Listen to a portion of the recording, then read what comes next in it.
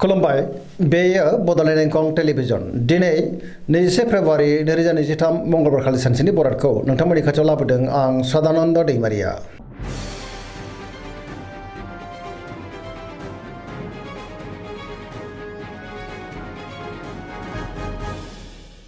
सिगां फरायनो लादों मेष राशि गिबि हांखो अ ल दिनैनि साना जोबोर मोजां बहाबा दावबायनो एबा हान्थिनो खाबु मोनगोन आरो मोजाङैनो हान्थिनोबो हागोन। सिगांनि बयबो आद्रा खामानिखौ दिनै मावफुंनो हागोन। मावनो लानाय खामानिखौ मावफुंनो हागोन। गोसोआ दिनै जोबोर गोजोनगोन। देहाया मोजाङैनो थागोन। बहानिफ्रायबा मोजां खौरां फैनोबो हागौ। गुबुननि थाखाय गोबां मोजां खामानि मावनानै होनोबो हागोन। रांखावरियाव दिनै जोबोर मोजां होनजायो। गोबां धोन आरजिनो हागोन। बेफार फालांगियावबो दिनै जोबोर मोजां मुलाम्फा मोनगोन। सोरबा लोगोनिफ्राय थोजासे हेफाजाब मोननो हागौ आरो मोजां खौरांबो फैनो हागौ। न'खराव बिसि फिसायनि गेजेराव अननानै फैगोन। बिमा बिफानि अननाय आरिफोरखौ मोननो हागौ।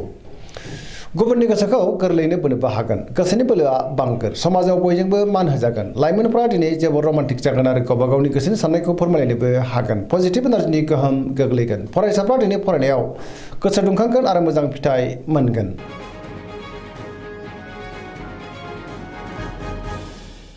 वृष राशि गिबि हांखो इ उ ब दिनैनि साना जोबोर मोजां। गोसोखौ दिनै जोबोर गोजोननाय मोनगोन। गोसोनि बोलोआ बांगोन। मावनो लानाय खामानिखौ थि समावनो आरो गोरलैयैनो मावफुंनो हानानै गोसोआ दिनै बांसिन गोजोनगोन। समाजावबो मान मोननो हागोन। रांखावरियाव मोजां अब्लाबो नाथाय खरसायाबो बांगोन। बेफार फालांगियाव मोजां होनजायो। गुबुननि थाखाय गोबां मोजां खामानि मावनानै होनोबो हागोन। न'खराव बिसि फिसायनि गेजेराव अननानै फैगोन। बिदा फंबायनिफ्राय हेफाजाबखौ मोननो हागौ। देहाया दिनै मोजाङैनो थागोन अब्लाबो नाथाय जानाय लोंनायाव सांग्रां जानांगोन। गुबुननिफ्राय थोजासे हेफाजाब मोनगोन। जायखि खामानि मावा मानो मोनफ्रोमबो खामानिखौनो दिनै गोरलैयैनो मावफुंलांनो हागोन। सोरबा लोगोनिफ्राय थोजासे हेफाजाब मोनगोन आरो बाख्नायजानोबो हागौ। गोसोनि साननायफ्रा मोगथाङाव जाफुंनोबो हागौ। पजिटिभ एनार्जिनि गोहोम गोग्लैगोन।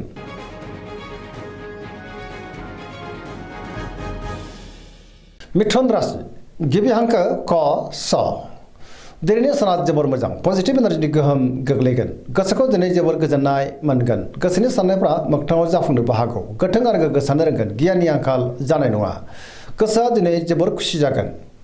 लाइमोनफ्रा रमान्टिक जागोन आरो गावबा गावनि गोसोनि साननायखौ फोरमायलायनोबो हागोन। देहाया दिनै मोजाङैनो थागोन। रांखावरियाव मोजां बेफार फालांगियावबो मोजां होनजायो। न'खराव दिनै अनलायनाय फैगोन। समाजाव दिनै बयजोंबो मान होजागोन। गोसोनि बोलोआ बांनो हागौ। मावनो लानाय खामानिखौ थि समावनो आरो गोरलैयैनो मावफुंनो हानानै गोसोआ दिनै जोबोर खुसि जागोन। सोरजोंबा बाख्नायजानानै दिनै गोसोखौ जोबोर खुसि मोनगोन। गुबुनजों मोजां सोमोन्दो लाखिनोबो रोंगोन। सेंग्रा सिख्लाफ्रा जोबोर रमान्टिक जागोन आरो गावबा गावनि गोसोनि साननायखौ फोरमायलायनोबो हागोन।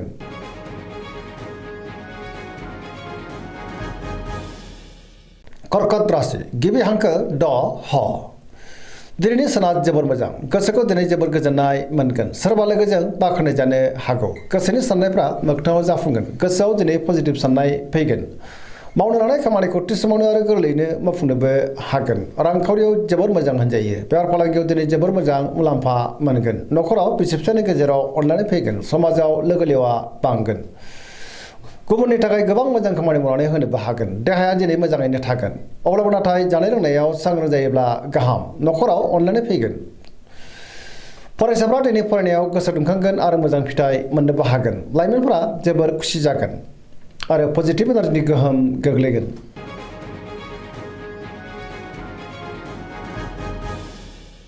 सिंह राशि गिबि हांखो म ट दिनैनि साना जोबोर मोजां। सिगांनि बयबो आद्रा खामानिखौ दिनै मावफुंनो हागोन। गोसोआव पजिटिभ साननाय फैगोन। गोथों आरो गोग्गो साननो रोंगोन। गियाननि आंखाल जानाय नङा। मावनो लानाय खामानिखौ थि समावनो मावफुंनो हागोन। सोरबा लोगोनिफ्राय थोजासे हेफाजाब मोननो हागौ। समाजाव बयजोंबो मान होजागोन। बहाबा दावबायनो एबा हान्थिनो खाबु मोनगोन आरो मोजाङैनो हान्थिनोबो हागोन। रांखावरियाव मोजां अब्लाबो नाथाय खरसायाबो बांगोन। बेफार फालांगियाव दिनै जोबोर मोजां मुलाम्फा मोनगोन। गोसोनि साननायखौ दिनै गुबुननो फोरमायनोबो हागोन। न'खराव बिसि फिसायनि गेजेराव अननानै फैगोन। गुबुननि गोसोखौ गोरलैयैनो बोनो हागोन आरो समाजाव बयजोंबो मान होजागोन। देहाया दिनै मोजाङैनो थागोन। गुबुननि थाखाय गोबां मोजां खामानि मावनानै होनोबो हागोन। गोसोआ दिनै जोबोर रमान्टिक जागोन आरो गावबा गावनि गोसोनि साननायखौ फोरमायलायनोबो हागोन। पजिटिभ एनार्जिनि गोहोम गोग्लैगोन।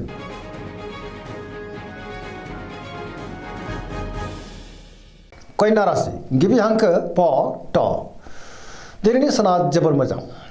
गोसोखौ दिनै जोबोर गोजोननाय मोनगोन। गोसोआव पजिटिभ साननाय फैगोन। गोथों आरो गोग्गो साननो रोंगोन। गियाननि आंखाल जानाय नङा। गुबुननि थाखाय गोबां मोजां खामानि मावनानै होनोबो हागोन। बेफार फालांगियाव दिनै जोबोर मोजां, रांखावरियाव जोबोर मोजां होनजायो। आयआ बांगोन, देहाया दिनै मोजाङैनो थागोन, अब्लाबो नाथाय जानाय लोंनायाव सांग्रां जानांगोन। गुबुननिफ्राय थोजासे हेफाजाब मोननो हागौ, सोरजोंबा बाख्नाय जानोबो हागौ। पजिटिभ एनार्जिनि गोहोम गोग्लैगोन। सेंग्रा सिख्लाफ्रा दिनै जोबोर रमान्टिक जागोन आरो गावबा गावनि गोसोनि साननायखौ फोरमायलायनोबो हागोन।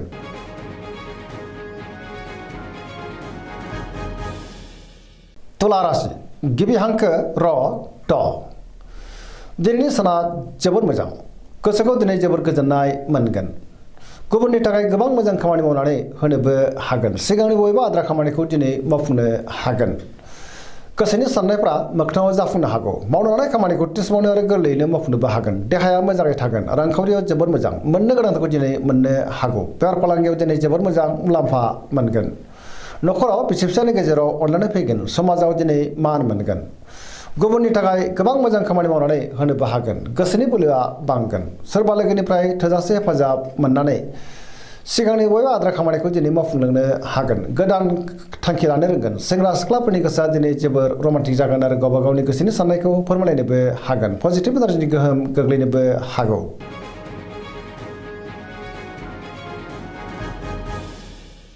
वृश्चिक राशि गिबि हांखो न स। दिनैनि साना जोबोर मोजां, पजिटिभ एनार्जिनि गोहोम गोग्लैगोन। समाजाव लोगो लेवा बांगोन। सोरबा गोजाम लोगोजों बहाबा लोगो मोनज्लायनानै गोसोआ दिनै जोबोर खुसि जागोन।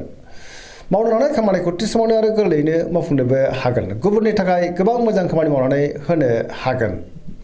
सोरजोंबा बाख्नाय जागोन। गोसोनि साननायफ्रा दिनै मोगथाङाव जाफुंनोबो हागौ। गोसोनि बोलोआ बांगोन। समाजाव मान मोनगोन। न'खराव दिनै अनलायनाय फैगोन। बिदा फंबायनिफ्राय थोजासे हेफाजाब मोनगोन। रांखावरियाव मोजां, अब्लाबो नाथाय खरसायाबो बांनो हागौ। बेफार फालांगियाव दिनै जोबोर मोजां मुलाम्फा मोनगोन। देहाया दिनै मोजाङैनो थागोन।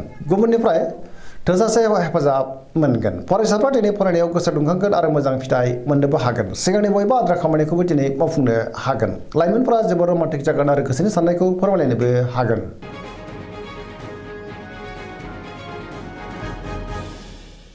धनु राशि गिबि हांखो ढ फ भ। दिनैनि साना बारा मोजां नङा। गोसोखौ दिनै जोबोर गोनो गोथो मोनगोन। गोसोनि साननायफ्रा गुलाय गुजाय जागोन। मावनो लानाय खामानिखौ थि समावनो मावफुंनो गोब्राब जागोन। सोरबा लोगोनिफ्राय हेंथाबो फैनो हागौ। गोसोनि साननायफ्रा दिनै देबार नांनोबो हागौ। रांखावरियाव मोजां, अब्लाबो नाथाय खरसायाबो बांगोन। बेफार फालांगियाव दिनै मोजां होनजायो। समाजाव मान मोनगोन। गुबुननि थाखाय नाङा फाङा जेंनायाव गोग्लैनांनोबो हागौ। बहाबा हान्थिनो खाबु मोनगोन आरो मोजाङैनो हान्थिनोबो हागोन। अब्लाबो नाथाय नेगेटिभ एनार्जि गोहोम गोग्लैनो हागौ। देहाया मोजाङैनो थागोन। न'खराव बिदा फंबायनि गेजेराव एना एनिबो फैनो हागौ। गोसोनि साननायफ्रा देबार नांगोन। लाइमोनफोरनि गोसोआ दिनै जोबोर आला खाला जानोबो हागौ।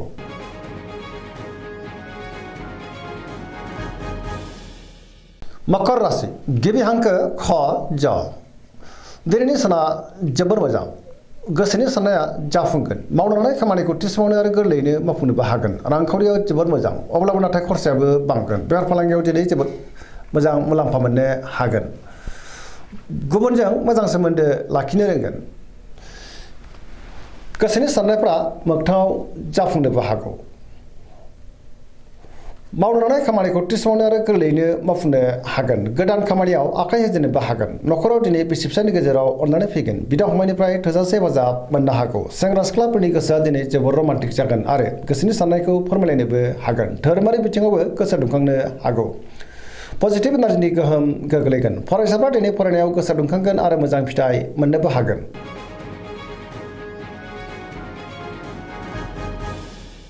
कुम्भ राशि गिबि हांखो ग स।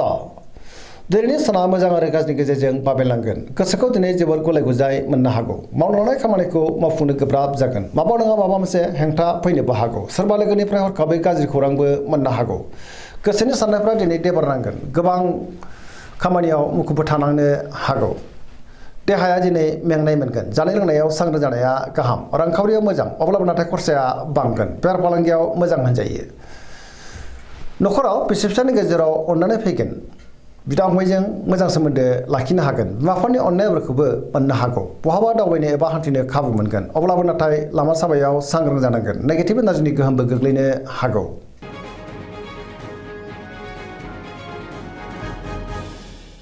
मीन राशि गिबि हांखो ड स। दिनैनि साना जोबोर मोजां गुबुननि थाखाय गोबां मोजां खामानि मावनानै होनोबो हागोन गोसोआव दिनै गोथों आरो गोग्गो साननाय फैगोन पजिटिभ एनार्जिनि गोहोम गोग्लैगोन आरो पजिटिभ साननो रोंगोन गोसोनि बोलोआ बांगोन गावनि गोसोनि साननायखौ गुबुननो फोरमायनोबो हागोन देहाया दिनै मोजाङैनो थागोन रांखावरियाव मोजां अब्लाबो नाथाय खरसायाबो बांगोन बेफार फालांगियाव दिनै जोबोर मोजां मुलाम्फा मोनगोन न'खराव बिसि फिसायनि गेजेराव अनलायनाय फैगोन सोरजोंबा बाख्नाय जागोन लाइमोनफोरनि गोसोआ दिनै जोबोर रमान्टिक जागोन आरो गावबा गावनि गोसोनि साननायखौ फोरमायलायनोबो हागोन गुबुननिफ्राय थोजासे हेफाजाब मोननोबो हागौ फरायसाफ्रा दिनै फरायनायाव गोसो दुंखांगोन आरो मोजां फिथाइ मोननोबो हागोन बहाबा दावबायनो एबा हान्थिनो खाबु मोनगोन आरो मोजाङैनो हान्थिनोबो हागोन पजिटिभ एनार्जिनि गोहोम गोग्लैगोन दिनैनि राशि फरायनाया एसेनोसै जोबनायाव बेखौनो खावलायो जाहाथे नोंथांमोना सानफ्रोमबो जोंनि बे बड'लेण्ड इंखं टेलिभिजनखौ नायबाय थायो आरो साबस्क्राइब खालामो लोगोसे लाइक खालामो आरो शेयार खालामो एसेनोसै गोजोन्थों